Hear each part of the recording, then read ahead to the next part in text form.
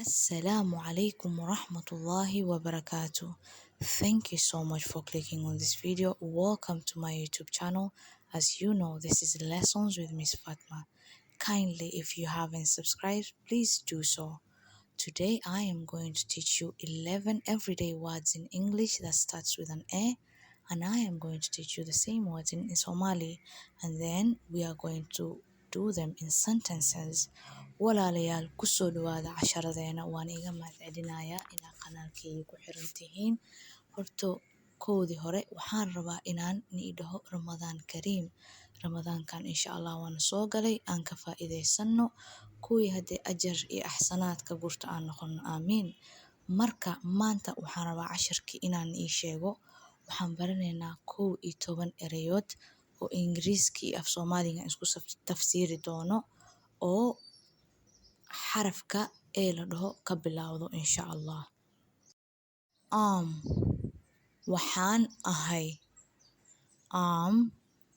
Waxaan ahay. I am happy. Waan faraxsanahay. I am happy. Waan faraxsanahay. Arrow. Fallaar. Arrow. Fallaar. She threw the arrow. Fallaarti bay tuurtay. She threw the arrow. Fallaarti bay tuurtay. Attempt. Attempt. Isku day or tijaab. Isku day mise tijaab. Did you attempt to cook? Ma isku dayday inaad wax karsato? Did you attempt to cook? Ma isku dayday inaad wax karsato? Area. Aaga or meel. Is that area safe? Meeshaas ma nabad baa? Is that area safe? Meeshaas ma nabad baa? Appear. Muuqasho. Appear.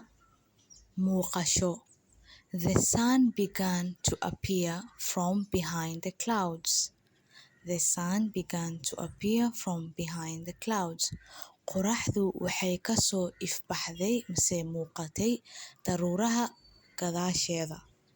Qoraxdu waxay ka soo ifbaxday or muuqatay daruuraha gadaasheeda. Answer. Jawaab. Answer. Jawaab. The answer is in the book. Jawaabtu waxay ku jirtaa buuga. The answer is in the book. Jawaabtu waxay ku jirtaa buuga.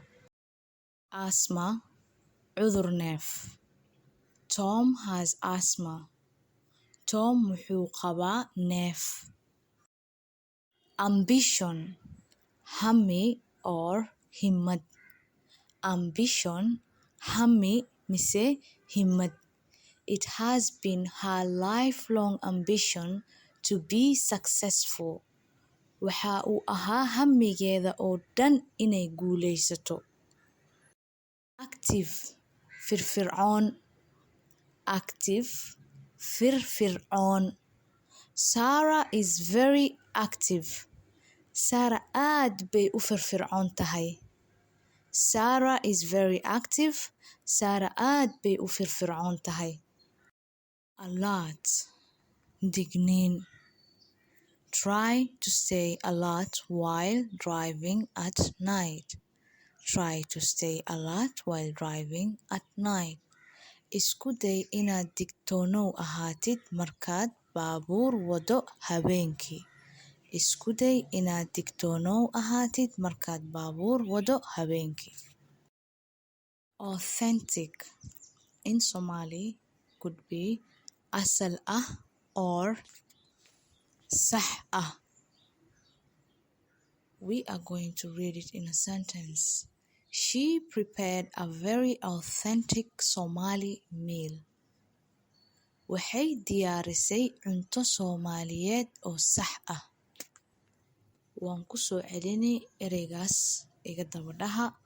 Authentic. She prepared a very authentic Somali meal. Aunt in Somali is habaryar and edo. Habaryar being the maternal aunt and edo being the paternal aunt. Walaalayaal, habaryar iyo eedo labadaba af Ingiriis waxaa lagu dhahaa aunt. Maternal meeshaas waxaan ka wadaa tii la dhalatay hooyada. Paternalna tii aabaha la dhalatay. Now a sentence that has aunt. My aunt is a doctor. In Somali is eedaday waa dhakhtar.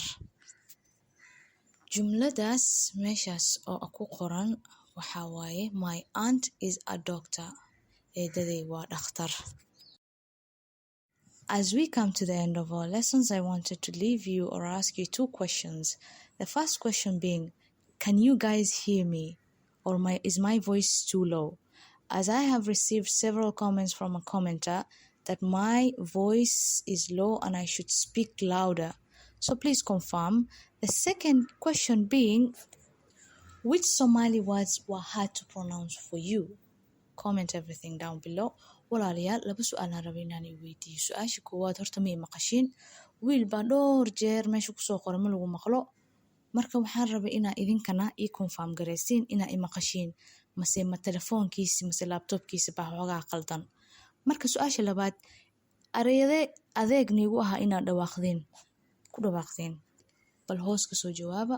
Hadaa casharka si fiican u fahamteenna ku soo jawaaba. Marka sabtida dambe isu kaay keena.